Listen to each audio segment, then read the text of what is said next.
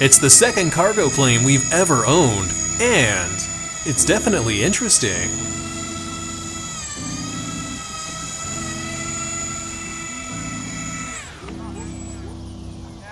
Hey there, I'm John. This is Two Brothers RC, and this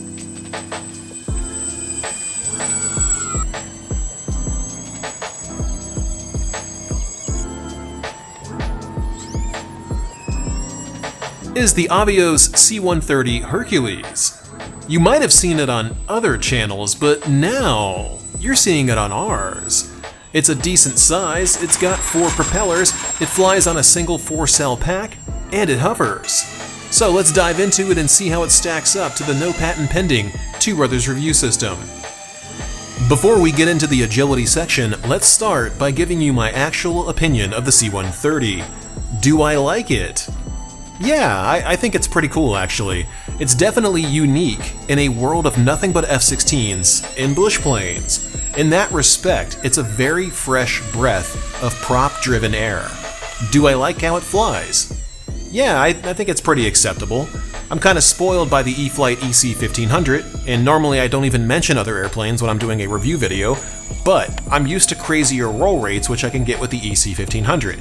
But this is a scale cargo plane, and it flies like a scale cargo plane until you start hovering it, which honestly is what I prefer doing anyhow. Does it carry cargo?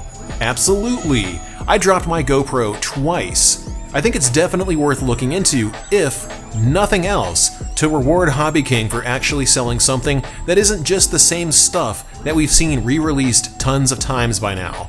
Though I do have to admit that I don't care much for the landing gear sequencer. It's very finicky in how it operates, and it feels like it could use some refinement so that you don't always have to throw the gear switch every time you plug the plane in for it to operate like it should. So, moving on, I actually don't have a metric system for cargo planes because they're really rare. So what I'll do here is adapt an existing review system and create an entirely new category because I don't think this is going to be the last cargo plane that we feature. So, we'll be using the new metrics for cargo planes. First up into our checklist for the C-130's maneuverability, we look at whether it takes off and lands without struggling. This is something that it does very well. The C-130 has a low takeoff speed and it rotates easily, even though it's a pretty nose-heavy plane, even with a light SMC 2900 4-cell HV battery placed as far aft as possible. Takeoff doesn't require much aside from smooth throttle application and gentle stick pressure to ease it up into the air. Landing is also pretty easy. If you plan your approach to be shallow with a little thrust carried on the descent, you can touch down very gently.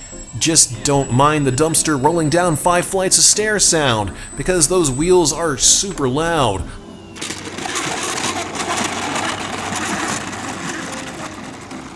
We'll talk about that in a bit. It passes here easily.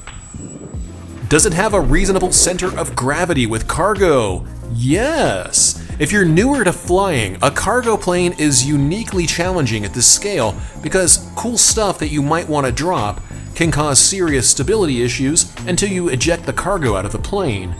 Reasonable would be defined here as nothing heavier than a GoPro, or about 160 grams total.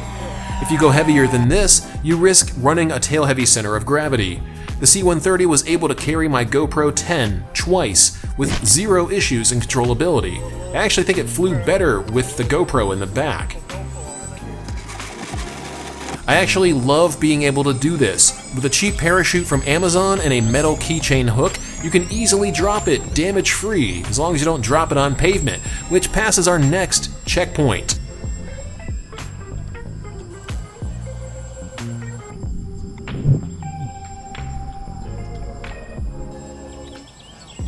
Does it have adequate thrust?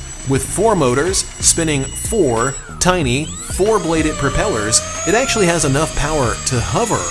I don't know about you, but I'd call that adequate thrust. Now it can't punch out of the hover, don't let me set your expectations too high, but you can easily let the nose fall slowly with full thrust applied, and it will fly right out of it. This plane is pretty awesome in that regard, and it passes here too. I wasn't able to make the C-130 misbehave in any maneuver that I tried, including intentional upsets like tumbles.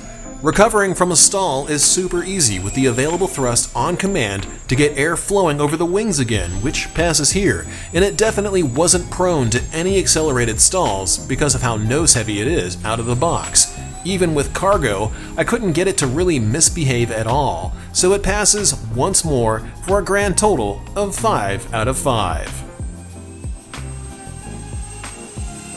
Moving on to flight time, I was able to fly the C-130 for an average of 6 minutes.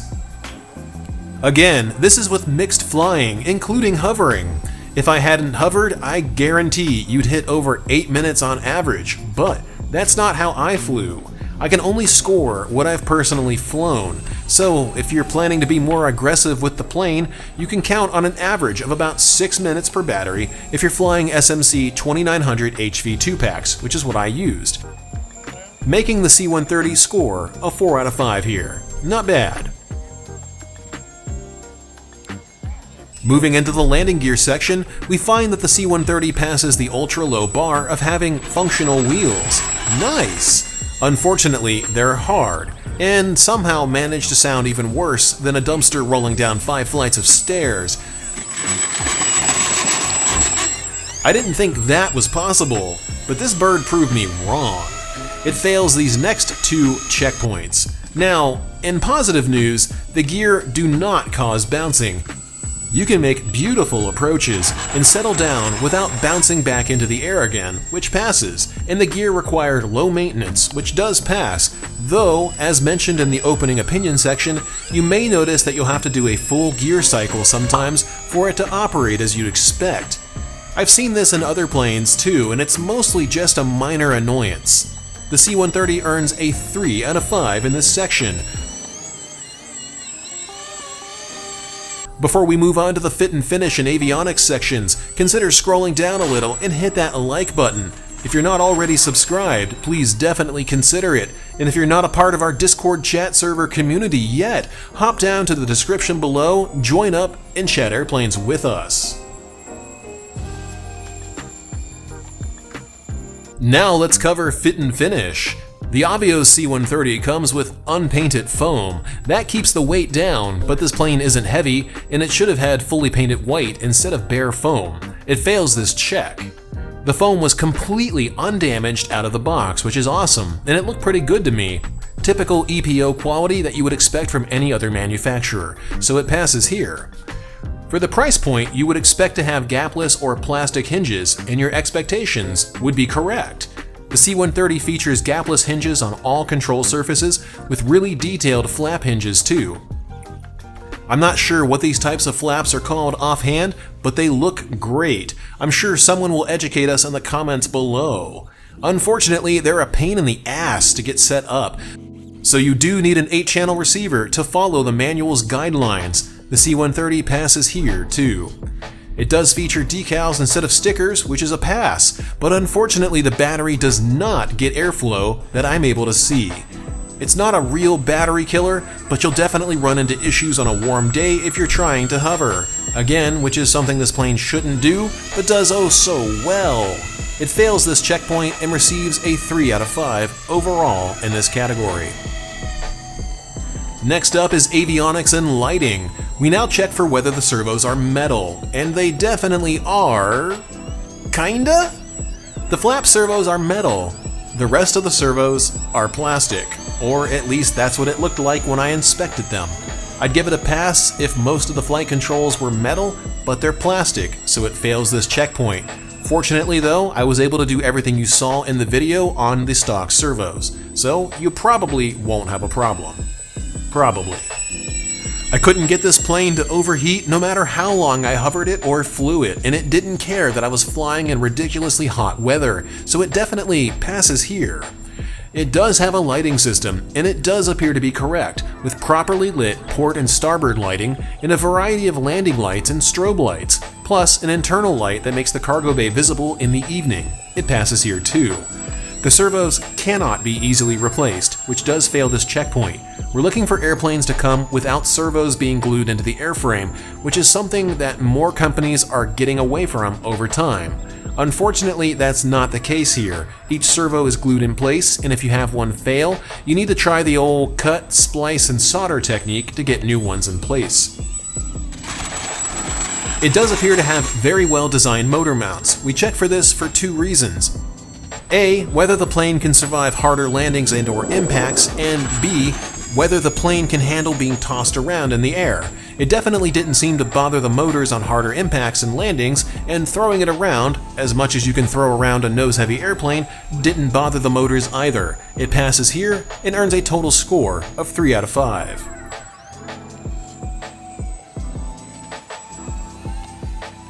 You'll find the AS3X Plus values that I used on screen right now. They worked well for me, but I don't think that you really need much in the way of pitch stabilization for this plane. It's so nose heavy out of the box that the only time the gyro really felt like it did anything useful was with cargo in the back.